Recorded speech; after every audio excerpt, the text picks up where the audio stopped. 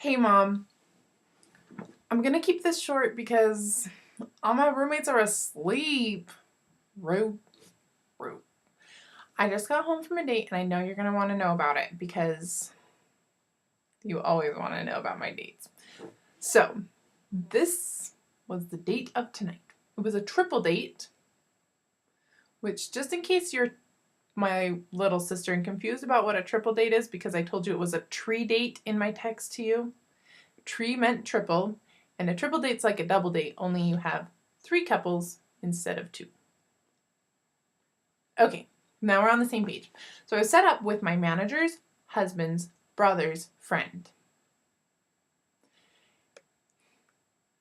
Because he's 6 foot something, and how old is he? Meh, she didn't know.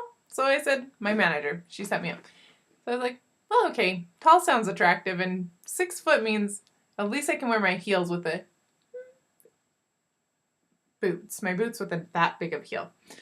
So I did, and it was fun. They made us dinner, and we explained to them what hashtags are, which was super funny because then we made the boys, one of them put on an apron, then we made them take a picture and we Instagrammed it, and I showed them how hashtags work, which was so great.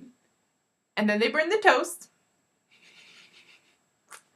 which made me really happy because I burn the toast all the time, but I'm getting up in time to make toast for myself.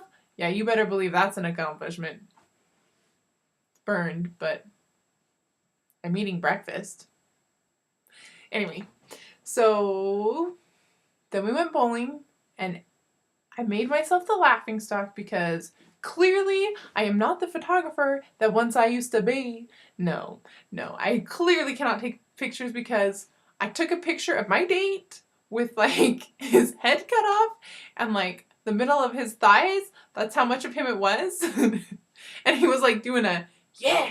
So his hands were like right next to his hips, and it was a super awkward picture. It was so awkward. I was dying of awkwardness. I didn't want to show anyone. I was like, no, you can't see this. And of course they took it and they laughed their heads off, and they totally made fun of my photography skills the rest of the time because, okay, well, some of my pictures were like this much of Rochelle's head and like other random things like that.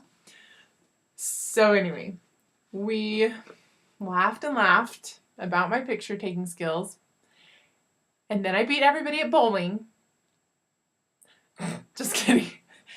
And then we decided to go on a picture scavenger hunt. So we took off to the river woods, and we started out by we had to go and get 5 pictures in 10 minutes and meet back, switch phones, and go and take duplicate pictures of those 5 pictures. So my date and I, we found a couple that were like, oh, this will be kind of tricky. But I knew it wasn't going to be that tricky because they were just like, oh, hey, this thing is cool. Let's just take a picture of this. And I said, I need to climb something. Because sometimes I just have to climb things. Like trees, usually trees, nothing weird ever, nothing too weird. None of the trees there were suitable for climbing, so we found a big old dumpster that was walled in, and it was probably like, can you see how tall that is? 8 feet tall, 9 feet maybe. And he helped me climb up, and then he climbed up, and we took a selfie, and okay, it was a super cute picture. We both looked super great in it with a dumpster behind us. Oh well. Then we climbed down, both of us. He said, if I die, don't tell my family. And I said, if I die, my family won't be surprised to learn I was falling off of something I climbed onto, right? Like that time I fell out of a cherry tree. Anyway. So then we met up again with our groups, switched cameras, spread out. He and I found 3 of the pictures really easily. The other 2 were tricky.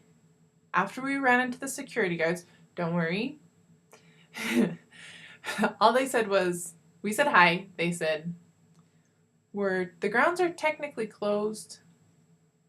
Just whatever you're doing, finish it up really fast. And we're like, okay, we'll do that. So we ran off, and then we stopped because we didn't know where we were going. We finally just figured we'd walk all the way around, make one last circuit, and do our best. So we did, and we found that we had already passed one of the picture spots that we didn't find before. So we'd got 4 pictures. Then we were headed back to the car, and my manager saw us, and she was like, hey, the grounds are closed, we're meeting up at the car. And we said, okay, we'll meet you there. So we took off running, got to the parking lot, and my date saw that there was a big old pile of snow on the other side of the parking lot. And he said, hey, we should go hide behind that pile of snow and wait till they get to the car. And I said, you better believe we're doing that. So we ran over there and we hid behind the snow. And there was a tree behind us. Snowbank. Then there was light from the lights in the parking lot. And then there was a tree a little bit behind us. We sat there for a while waiting for them, and we realized our faces were probably pretty reflective. So we hid back behind the tree. And as we were hiding there, we thought, we'll just wait till they call us, and then we'll answer and be like, hey, come find us. We're playing hide and seek. Because we were playing hide and seek. I usually forget to tell the people that I'm playing with that we're playing it. It happens, okay? At least my date knew we were playing hide and seek, right? That's a good point, right? So, they never called us. We watched them drive over closer to the shops and stores. And the other couple went and got in their car. We were waiting, and they never called, and finally I thought, why aren't we just text messaging them? So we took a selfie in the tree, at the tree. And when we did that, we sent them it in a text, and we said, hide and seek, come find us. Nothing. We waited, no response. So we said, okay, let's go through the little ravine dip gorge thing where I guess there's a river in the summer, and take a picture next to the sign of the Riverwoods. So we went over there and we said, take 2. Took a selfie again, and we waited. Nothing. They had driven off somewhere. Then we went over to the bus stop, and he said, okay, you stand at the bus stop and you look at your watch. And so I did. I leaned against the bus stop and I was like, you know, all my attitude, And he took a picture and he sent the text, we are waiting. And so he was standing there texting it, and I said, there they are. Saw them driving back into that part of the parking lot. What we need to do now, we need to nonchalantly just walk right into that ravine. And he said, okay. This kills me. This kid was so great. So we're like, and got out of the picture as soon as we could. And we went back to our tree, our original hiding spot. And as soon as we were there, one of the guys from the other couple we were doubling with was out of the car, and he was going down into the ravine. And we were like froze as we were ready to laugh. We booked it the other way. And the other guy from the other couple, he gets out too. And I don't know what happened, because I left my date in the dust, and I like ran to the car and I tagged it. I was like, this is one of the boys was like, we found you. And I was like, ollie, oxen free. Because that's what we used to shout when we were waiting to home base when we were playing hide and seek. And like, we're totally safe. I made it. Ollie, oxen free. Of course, as soon as I touched the car, one of the girls was inside it. She honked the horn. So it scared me. So I almost didn't even get to say my little line to save us. But we were the winners, because I'll tell you why. One group found 3 pictures, and one group found 4.